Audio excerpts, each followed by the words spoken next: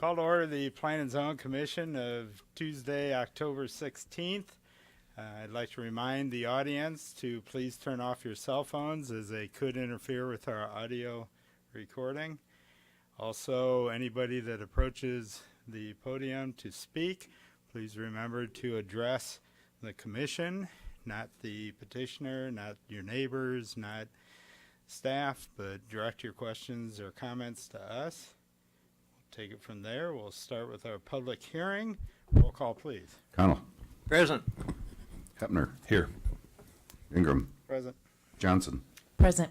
Lammers. Present. Manus. Here. Med. Here. Quinn's excused. Reinhartz. Here. Tallman here. And Schneider. Here. We have a quorum, Mr. Chairman. Thank you, Commissioner Tallman. First item of business is case number ORD 18-05, the request of the City of Davenport to repeal and replace Title 17 of the Municipal Code entitled Zoning with a new zoning ordinance and map for the entire city. Matt?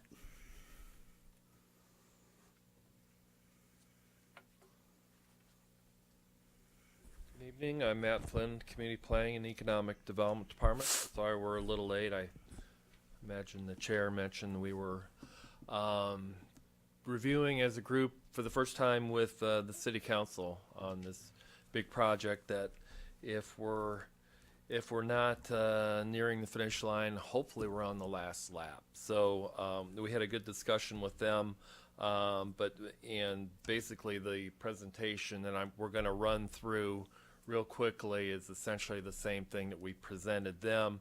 It's very much a 30,000 foot look at this project with highlighting just a couple things. We could have highlighted dozens of rather substantial changes between the existing and new code, but time really doesn't allow that. I think there's a tendency in, I think it's natural and expected that, while we try and speak at a higher level, meaning maybe if not a 30,000 foot level, at least a 10,000 foot level, that people are going to be concerned about specifics within the code, specifics with their particular property, and indeed this is the time to start looking at all those issues. So again, it's expected. As we've talked to people, we've told people don't feel bad that you're bringing up a very specific issue at this time, or bringing up an issue that may have been brought up at a meeting that you're not seeing fully addressed. This is the time we go to that level of vetting. So real quickly, as we continue to say, the first and foremost, and if there's one takeaway, is that the zoning ordinance is the primary implementation tool of the comprehensive plan. The plan establishes its vision. The zoning ordinance is a legally enforceable law that will dictate how property is used, and to some extent what property in its developed state will look like. We've had an old code that we've been working with. When we talk, and not to get into these specifics, but maybe touching on some of the things that the council recently spoke about. When we talk about predictability, yes, it applies to property owners within the city which having reasonable expectations, but it takes some of the burden off of staff, because with an old code we have been forced to make interpretations all the time, and it's not a position that we want to be in. We know that the zoning code needs to be specific to, in essence, provide a clear path to get a development approved. So hopefully we're seeing fewer needs for special approvals, whether or not that's a special use permit or variance. That's one of the goals. And again, as this next slide talks about it, balance, and maybe you see this as a caveat. But the new zoning ordinance is not going to eliminate rezonings. It's not going to eliminate controversial rezonings. It's not going to eliminate the need to amend and tweak the actual code from time to time. It much like the comp plan is a living document, and like any modern city and a mature city like Davenport is going through an evolution. So I think that zoning and evolution is another maybe key point that we want to make here. Real quickly, we go back. Seems like we've been working on this forever, but really it was in the winter of last year where we got started. 3 major phases. First of all was figuring out where we were, then coming up with a plan to have a draft to go by. And that second phase, that drafting phase, lasted a good part of a year. And really since June, we have been getting into June, where we had the first draft of the ordinance and map made public, where we've really begun to engage the public, focus groups, neighborhoods that wanted to hear about zoning, and we've gotten to a point now where we're at the public hearing phase. Again, trying to kind of simplify this beast, there's really 2 things that we've got. We've got, I'll say, the administrative area of the code, which is the code itself, and the map. And I think there's a lot of interest in the map. From a staff perspective, we probably spent maybe close to an equal amount of time on both, but again, rather than going at a very specific level, I'll just provide a couple highlights. The one thing that we really like that is different from the current code is to employ a use matrix rather than having a rather cumbersome list of permitted uses in each zoning district, having a largely pyramidal form of zoning. So if something doesn't show up in the C3, you got to look at the C1 and making sure it's permitted there. This handy dandy table, and again, this is just a small portion of it, will help that job be more simple, not only for staff but for prospective developers looking to invest in the city. One of the big changes, a couple I'll point out, is, well, how does a mature city, maybe not growing by leaps and bounds city, how can it use a new zoning ordinance to help further goals? And one of the things that we've done, I feel is worthwhile, is looking at the central city and how the dominant residential districts, the RC3 or R3C and the R4C, work together. A few things, we will have design standards that build upon what's currently reviewed under the residential infill overlay district, which I know Commissioner Manus is familiar with, being on the design review board. We believe that those reviews aren't going to be necessary anymore for the DRB. Another thing that we've done is we've evaluated, using our GIS, what the average lot sizes are in these areas, and determined that the minimum lot sizes in both these districts currently, the R3 and the R4, it results in a lot of lots being legally non-conforming. Well, is that an issue? Well, it could be if you're looking to get a home equity loan and you have a stringent lender that doesn't want to extend credit to any property owner that has any level of non-conformity. So we think that's going to help by reducing the minimum lot sizes. Another thing that these districts would allow that I will say, may have some additional work to do would be to allow by right duplexes in these districts, as long as you have enough lot area and off-street parking. one of the things that I think the council may want us to take a little bit closer look at. Again, here's another thing is that the new code does, I think, a better job looking at how we respond to development potential along our older commercial corridors. And this goes back to about 2000, well, it was actually adopted in 2009, the older commercial corridor study. It takes us a step further. We did the plan, the older commercial corridor plan, and this effort is actually starting to apply design standards on these corridors. It also looks at permitted uses within the corridors, and in a lot of instances makes it a little bit more restrictive with respect to uses that are maybe seen as undesirable on the older corridors, and limits that. So between uses and design, we think our approach particularly with the new C1 commercial corridor district, we're going to do a lot better job getting the kind of development that's appealing along our older corridors.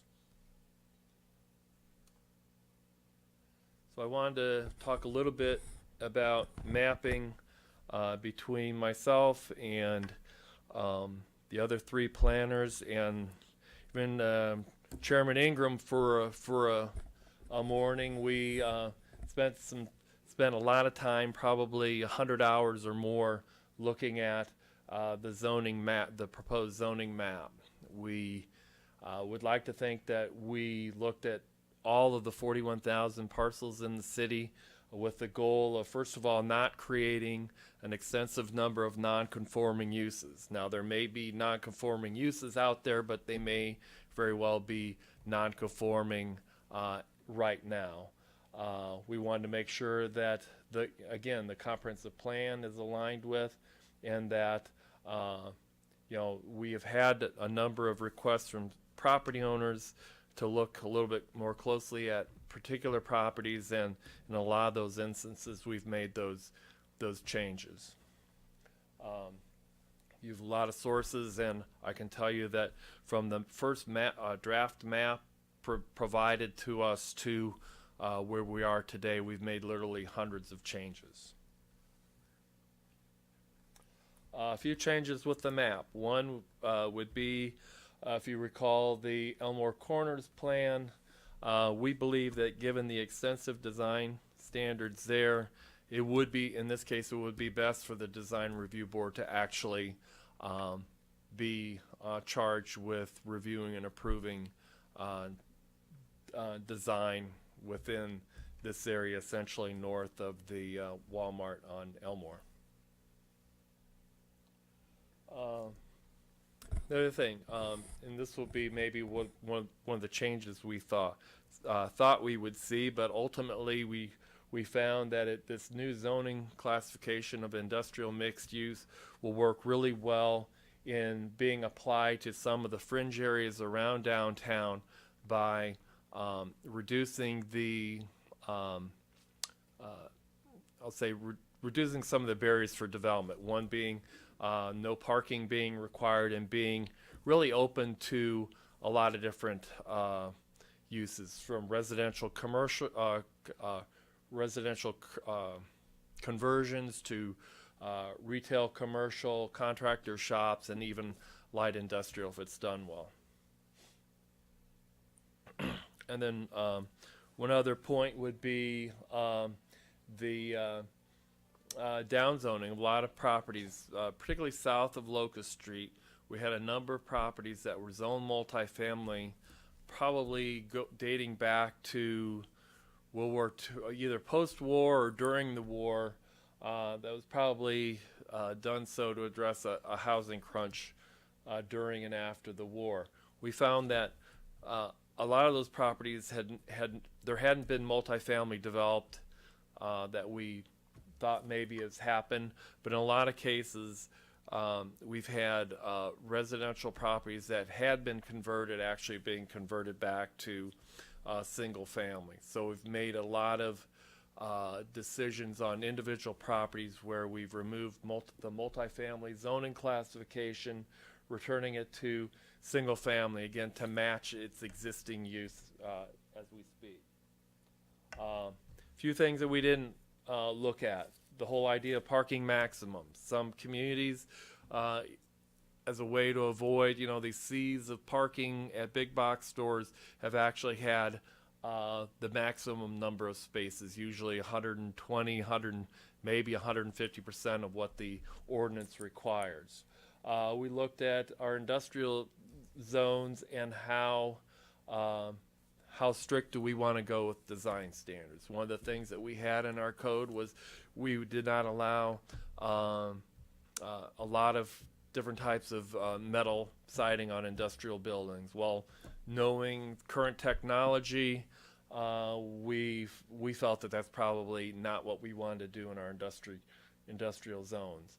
We had detailed parking requirements, and we thought that those were a little too complicated. We still believe that bicycle parking is viable and should be required, but we've greatly simplified the requirements there. As you know, we have an R5M and an R6M zoning districts, which really the main difference is density. If you look at how particularly new multifamilies being developed in town, we didn't see a clear distinction between those two classifications, so we're just suggesting one multifamily district. And as I mentioned, that using that industrial mixed use zoning district as a better tool to assist development potential on the fringes of downtown, rather than simply zoning those areas west, east, and even a little bit north of downtown to what we're calling now the CD district.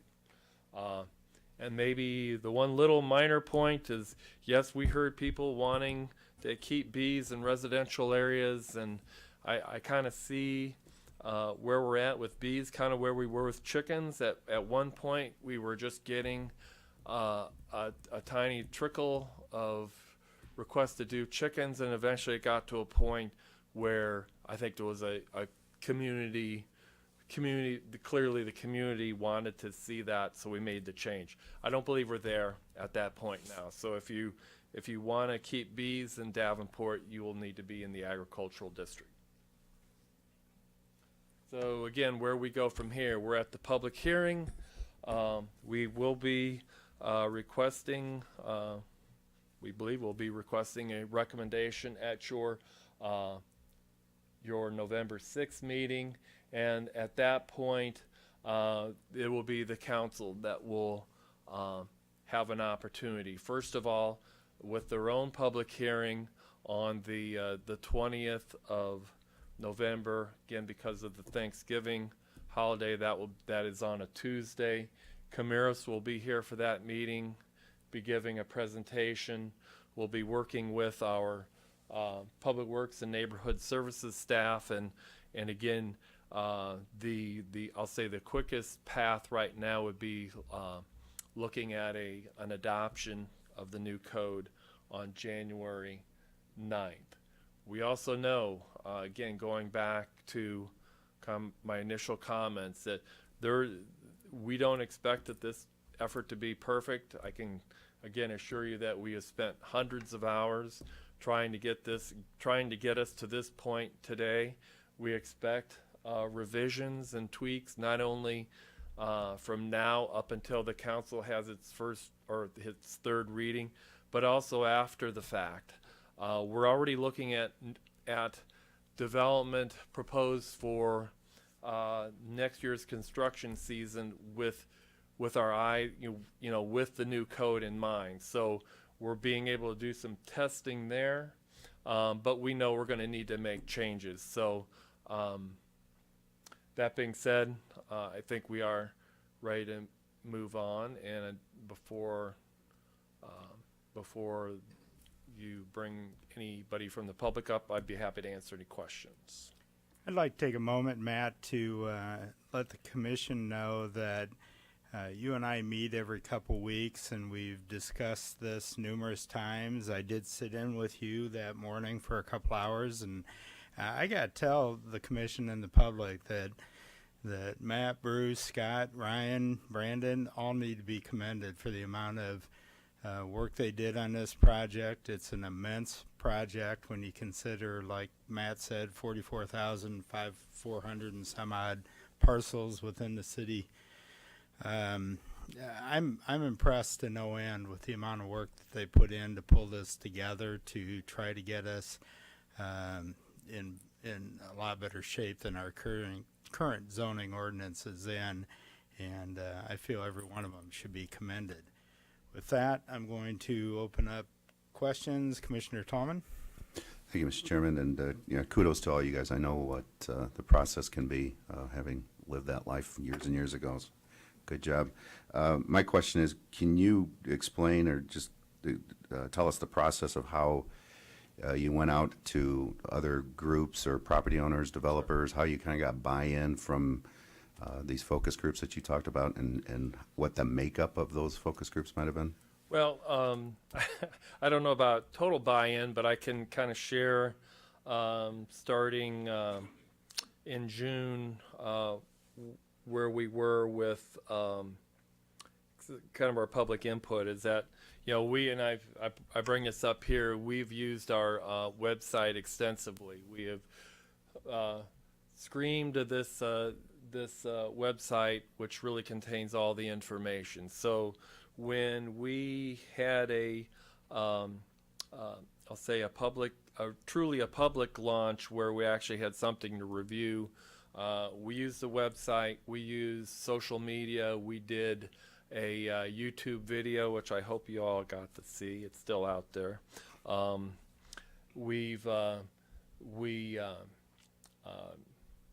Can use those, and then we had a public meeting in late June where we actually had a sit-down meeting. We made changes from that point. Then in early August, I believe August 1st through 3rd, we had a number of meetings where we had focus groups. We had, focus groups with institutions, social service agencies, the sign companies, and builders and developers. And we also had, during that period, we had three I'll say community forums where we had another opportunity for that. Since then, we've met with the different neighborhood groups. We've met with people one-on-one. We've taken phone calls. We've gotten emails, and we've tried to do our best job with either disseminating all that information and making changes where we thought that made sense. And so now we're still in the public input phase with this public hearing. Again, I mentioned public hearing before the committee of the whole, and as customary with the council's action is that they will take comments and questions up to the point of adoption. So actually 6 different meetings with the council where they'll be taking input at a minimum. Commissioner Red? Thank you, Mr. Chairman. I have 2, Matt. Before I ask them, again, I know you've had to eat, drink, and sleep with this for a long time, and your staff should be commended, and I add that. I just had one legal language question, and I'm probably at 1,000 feet or 50,000 feet. I'm not really sure on this, but there's a sentence in there that said, under rules of interpretation, present tense includes the past and future tenses, and the future tense includes the present. And I've read a lot of legal documents. I'm not sure I could explain that to anyone in my neighborhood if they asked. Ooh. I've seen that in every zoning ordinance I've ever read, and okay. I think it's just a clause to make sure that if there is some inconsistencies regarding was versus is, that it basically all means the same. It's how the adopted document is being applied at this moment in time.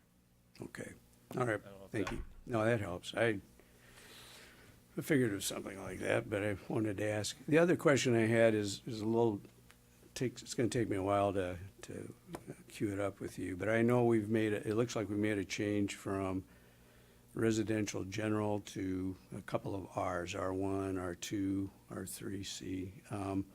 And so I just kind of went down and I looked at what are the differences between R1 and R2 in the matrix.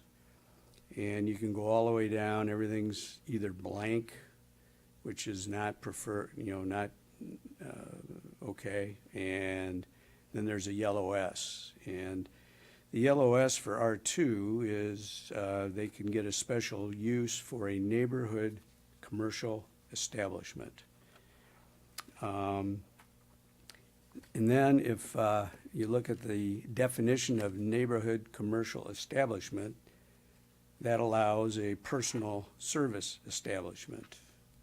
But if I go back to the matrix, a personal service establishment has a blank under R2, which indicates it's not allowed. So it seems like the special use overrides the specific blank in the matrix. And plus, does the S mean that's done by it's not done by plan and zoning, is it done By the zoning board of adjustment. Okay, so if I'm reading this right, an R2 could have a special use request at a neighborhood commercial establishment, which would allow a personal service establishment, which had a whole list of things that some R2 people would not like, and it would never come back to plan and zoning. Do I understand that right? Yeah. And again, I might need a little bit more time to explain that, but the neighborhoods, the one thing with the neighborhood commercial establishment, it only applies to existing buildings. So this would apply to the old corner store that's either been sitting there vacant for a long time, maybe used as residential, but an acknowledgement that in a limited fashion, those uses actually can be an amenity to a neighborhood. One of the questions that's come up with the council is we don't want liquor stores to move in there, which are not permitted, but I will use the term of we don't want Lulus in there. And here's one of my favorite acronyms. Do you know what a Lulu is, I don't. Commissioner Tolman? It's a locally unwanted land use.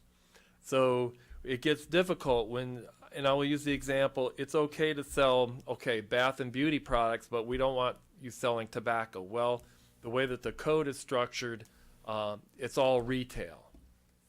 I'm kind of off track.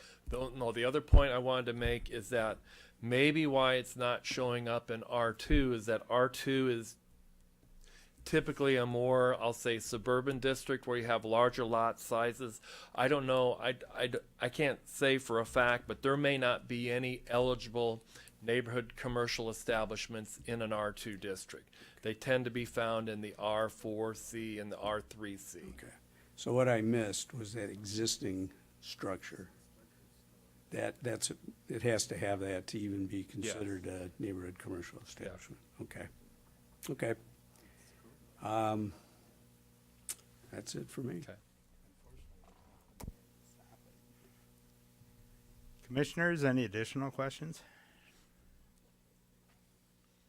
Seeing none, Matt, I appreciate your efforts. Would anybody from the public like to come forward and speak to this petition? Seeing none, commissioners, final chance for questions? Seeing none, we will close the public hearing for ORD 18-05. It will return to us at this point on November 6th, and that would conclude the public hearing. We will now open our regular meeting agenda. Roll call, please. Connell. Present. Hepner. Here. Ingram. Present. Johnson. Present. Lammers. Present. Manus. Here. Med. Here. Quinn's excused. Reinhart's. Here. Tallman here. Schneider. Here. We have a quorum, Mr. Chairman. Thank you, Commissioner Tallman. Report of city council activity. No, again, as I mentioned, they did in their Tuesday briefing talk about the zoning ordinance. A number of questions came up, and we'll be working with them to talk more. And as I mentioned, this whole notion of maybe commercial uses in older neighborhoods that may be not especially desirable. Thank you, Matt. Secretary's report. Second? Secretary's report has been moved and seconded. All in favor? Aye. Opposed? It will stand as written. Report of comp plan. Committee? Well, I didn't know if you had anything additional to add. Hey, I'm just opening it. Nothing to report. Thank you. Thank you, Matt. Zoning activity, Commissioner Tallman. Thank you, Mr. Chairman. Just one case this evening, and that's case REZ 18-14, request of Dan Elias to rezone 1.49 acres, more or less, of property located at 4435 East 53rd Street from R2 Low-Density Dwelling District to PDD Planned Development District. Staff recommends that the Planning and Zoning Commission forward case REZ 18-14 to the City Council with a recommendation for denial, and I so move. Case number REZ 18-14 is moved and seconded for discussion. Matt? Long time no see.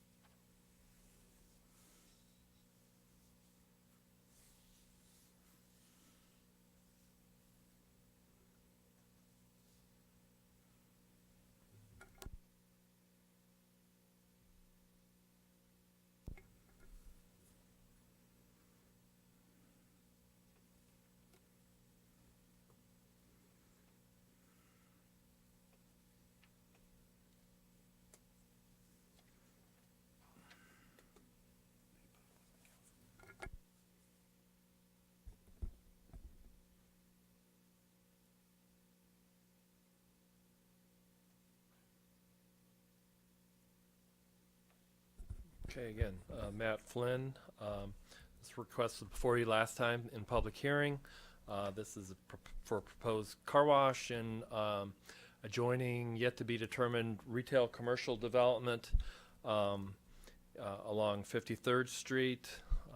We'll show the location here in a second.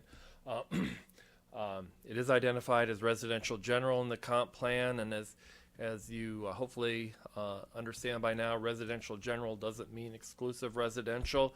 It can allow for a limited commercial developments in appropriate locations and limited in its scale. Since we're speaking of the new zoning ordinance, we have initially identified this property as being property that would be zoned CT, commercial transition.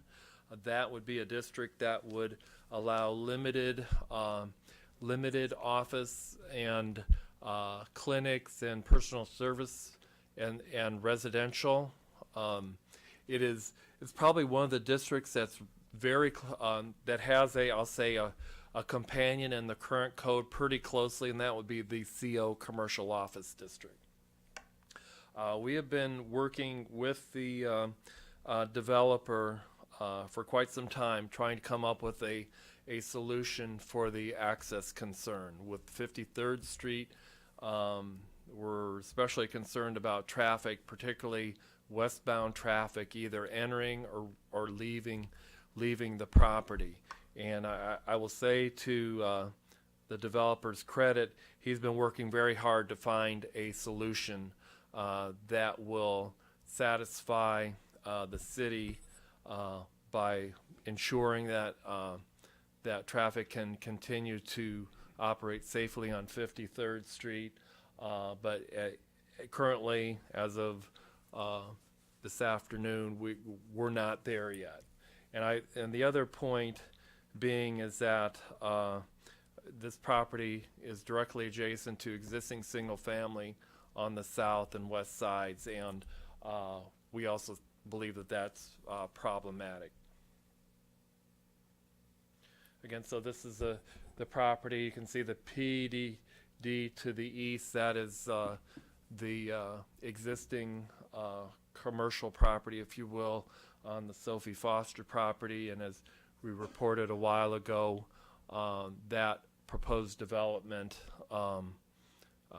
new development with the apartments and the commercial development did make it through the Plan and Zoning Commission, but before it was voted on by council, was actually withdrawn by the petitioners because it was economically infeasible.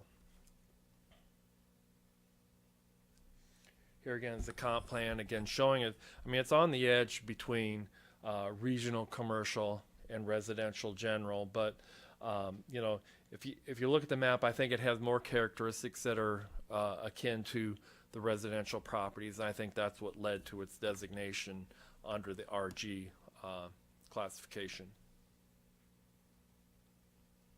Again, we reviewed that. We can go back to it if you want. But again, given that we're not where we need to be with the access question, we do recommend denial. However, since we try to work, we try to work for a win-win. If the commission is inclined to move this forward with a favorable recommendation, we would at least request that you consider all or some of the conditions that are listed below. And I know the petitioner is here and would probably want to say a few things. And again, like I said, I do give give credit to Mr. Elias. He's worked really hard to try and get this to work, but we're just not comfortable yet. With that, any questions? Thank you, Matt. Commissioner Med. Thank you, Mr. Chairman. Matt, this is a question on the alternative recommendation paragraph that was in our material. Mm-hmm.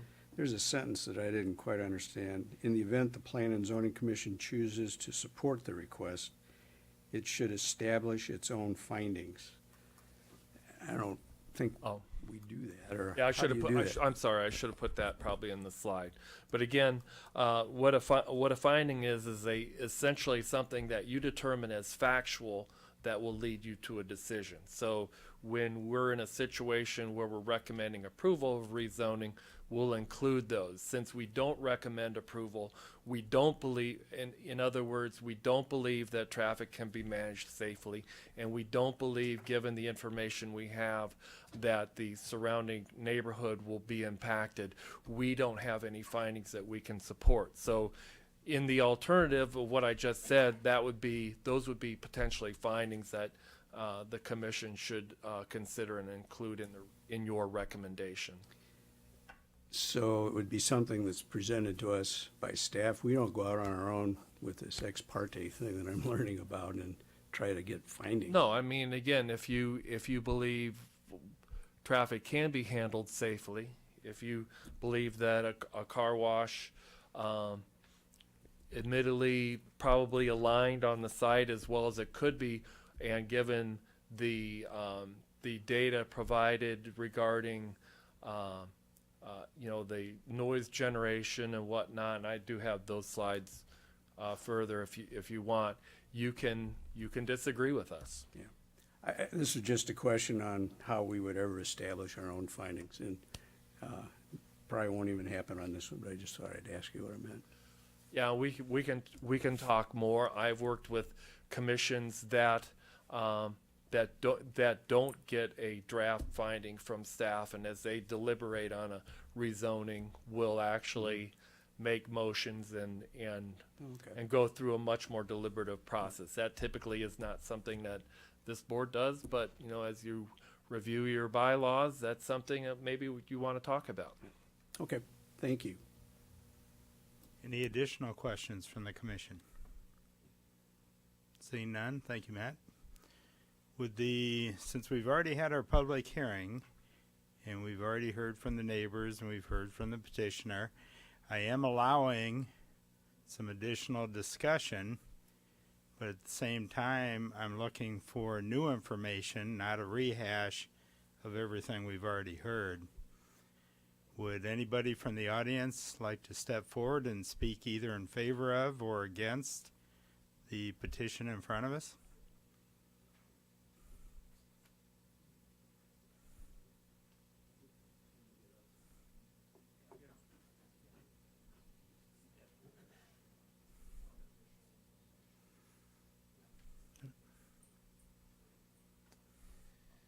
I am Brian Burnson, 5136 Hamilton Court.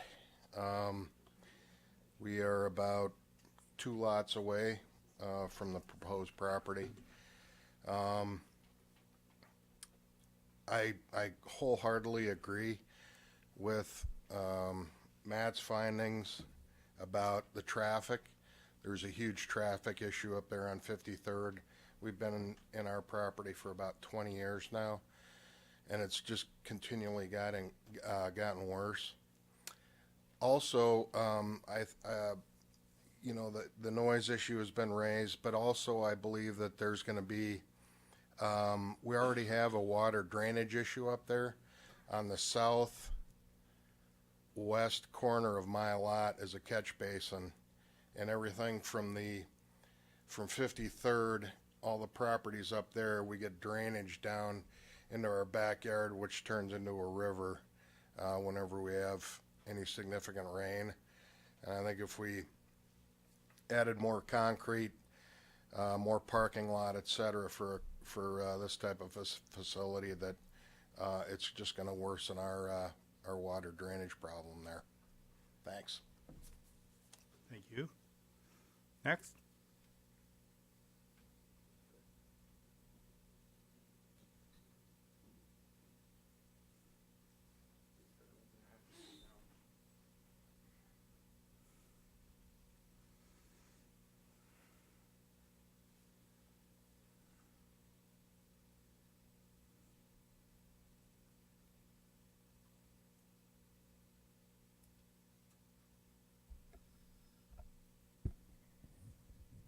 Okay.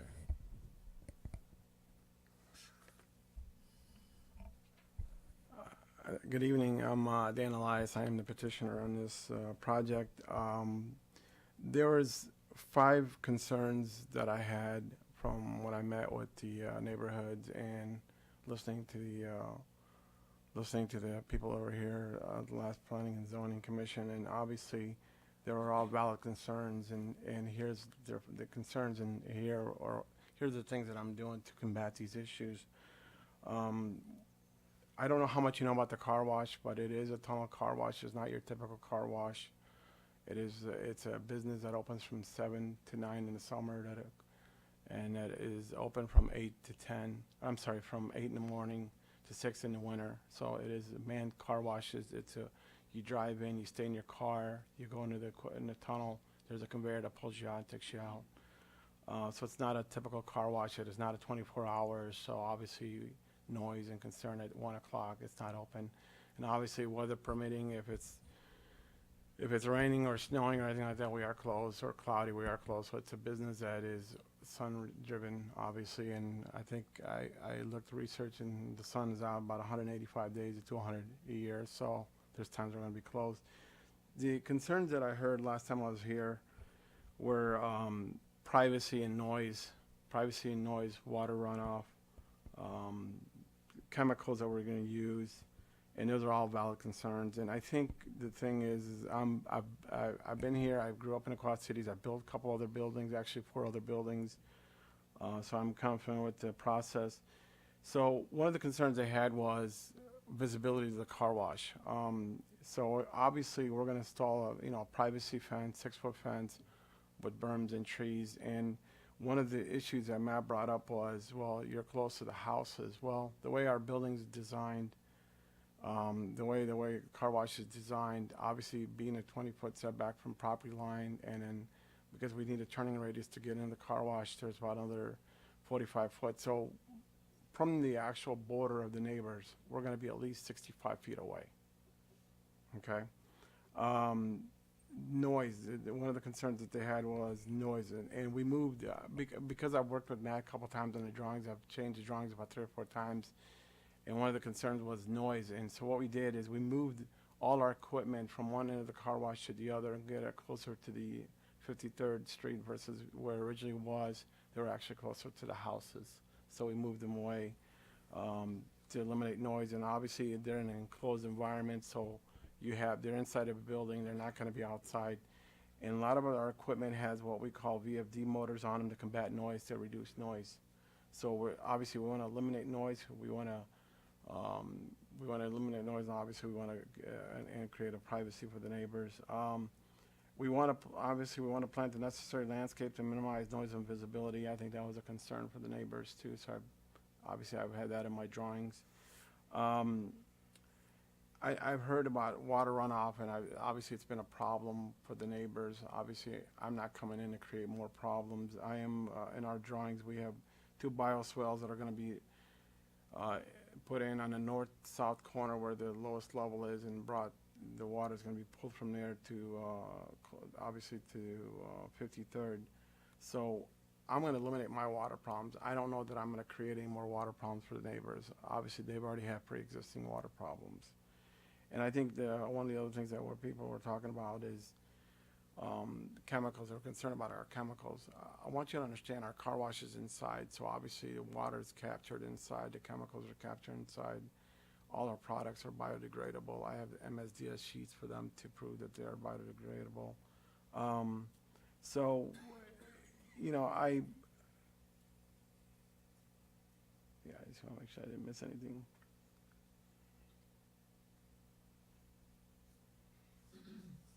I don't think I missed anything, so. Commissioners have any questions? Commissioner Reinhardt. Yes, thank you. On your MSDS sheets, does it specify that the chemistry is approved for dischargeable in the navigable waterways under EPA guidelines? Yes, and I have those sheets. If necessary, I can print them or I can email them or provide them for you. Okay, what about the parts per million as it relates to concentrations in discharge streams? A lot of those products that we use are dry powder, so they mix 100 to 1. So it's 100 water to 1, obviously, chemical. Or some of them are 250 to 1. And I wanted to make sure you understand, and I don't know if you were here last time, but we capture about, and I built a car wash similar to this on Devil's Glen in Bettendorf. And at that time, when I built the one in Bettendorf, we were capturing about 45% of our water, recycling and reusing it, and washing cars. So when we built this one, our goal is to get it between 70 to 80%, hopefully, and recapture water, reuse it to minimize water usage. Okay, well, under the recapture philosophy, the reality is that you begin to concentrate chemistries in similar streams. So at some point in time, you're going to have to eliminate or dilute that stream down. How do you plan on getting rid of that? There's built-in. I don't know the technology in it, but there's built-in filtration in the system, and there's that does that. And I can't answer that question as far as technical. I can get you some information if necessary. Microfiltration or? It is microfiltration. Obviously, it has to go through because we are picking up dirt from cars. It has to be filtered. And they also use the ionic electronic zapping, if I use the right word, terminology, where the water goes through the filtration and it gets zapped to create a different composition for ions. So there is a process. Again, I'm not an engineer, but we have a process in place right now that we use in Bettendorf. Will there be any solids generation that has to be hauled off? Yes, we normally, in Bettendorf, we have our pit cleaned out about every 6 months. It's basically dirt and grime off cars. Correct. How do you prevent overflow from those pits? They're constantly checked. We have a process in place that we constantly check those. It's if you walk into our wash and have it as simple as you pull a grate off and you look and you can see it. Okay, fine. Thank you very much. You're welcome. Any additional questions for the petitioner? Commissioner Manus. Mr. Elias, you mentioned the one in Bettendorf. Would this one be similar to the one in Bettendorf? Yes, it's on 3201 Devil's Glen. Okay. And how long has that been there? I built that in 2010, Thank you. and it literally built next to a house. I mean, within 20 feet of the house. So, and not any complaints. Commissioners, any additional questions? Commissioner Lammers. Does it sound like there's ever going to be a solution for the ingress egress? You know, a business has to survive, and it has to have access to make it convenient for the customers. You know, I came in with the idea that I want full access, and realistically, I knew that wasn't going to happen. You know, I agreed to right in, right out. What I'm asking for is what's already on the table. What I mean by that is heading west on 53rd, I want access into into our lot, but heading north or heading west from our lot, you can't get out. So we have a three-way. We would call it a three-way, and that's similar to what's already existing on 53rd between Harrison and Brady Street, turning into Hardee's. There's already a three-way there. So, and that speed limit is 35, and it's worked so well. You know, why can't it work here? And I do have looking at what I just mentioned, where the entrance to the Hardee's is between Brady and Harrison. I did a car count and researched a car count. It's the same thing as where we're in Davenport, obviously east of Davenport, where I propose a lot. So I got to be able to survive. I got to be able to make it convenient for the customers. I agreed to three-way if it's possible. And city staff, Matt, your findings on that option? Well, Gary Stats is here, our traffic engineer, if you wanted to hear from him. Basically, what was in your report was verbatim from his report to me. Okay, thank you. Any additional questions? Seeing none, thank you. Thank you, guys. Would anybody else from the audience like to step forward?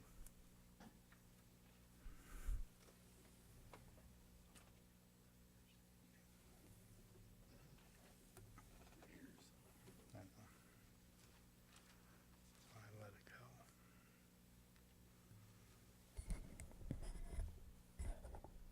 go. My name's Lori Hughes. I live at 5143 Hamilton Court, and my property backs the long line of the proposed rezoning property.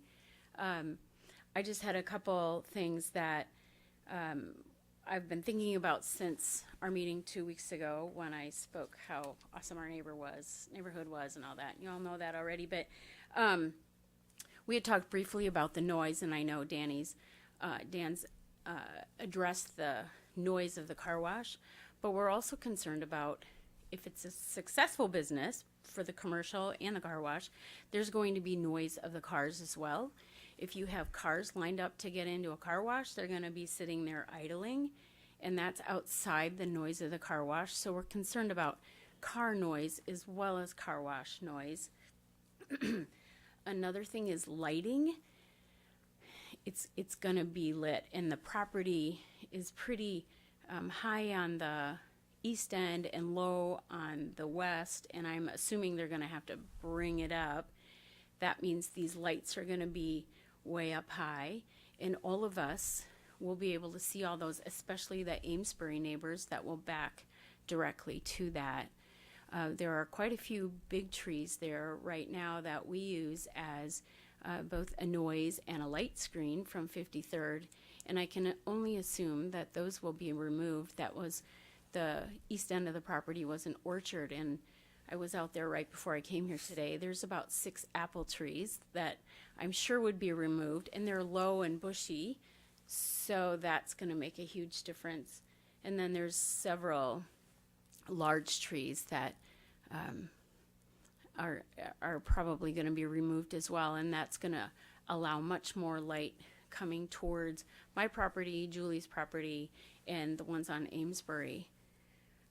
Another thing is the water management, which we just talked about. I did just walk out there when I got home from work this afternoon, And we haven't had rain in about a week, since last Wednesday, I think. And it's not too bad right behind my fence up on the higher part. But going down towards the lower areas, it's still really, really muddy. So I think it's just, the water management's going to be a huge problem. And I think we mentioned it's going to have an adverse effect on all of our property values. And I think it's not a good design, that traffic. It's not just inability to go west out of the car wash, but there's a little bit of a rise in the road right there, and the visibility is not good. So from Amesbury going to the right, there's a little bit of a rise there. So I think people coming out of the property, even if they're going right, it's going to be tricky. It'll be a tight right turn, and the people coming out of Amesbury, it's going to be a safety issue as well. So I think all in all, traffic is a huge problem, as well as the noise and the lighting. That's it. Thank you. Any additional? Commissioners, any additional questions for staff? Seeing none, we are voting. A yes would be for denial per the staff's recommendation. A no would be an approval. Roll call, please. Connell, Yes. Hepner, Yes. Johnson, Yes. Lammers, Yes. Manus, Yes. Med, Yes. Reinhardt, Yes. Tallman, yes, and Schneider. Yes. Motion carries, Mr. Chairman. Thank you, Commissioner Tallman.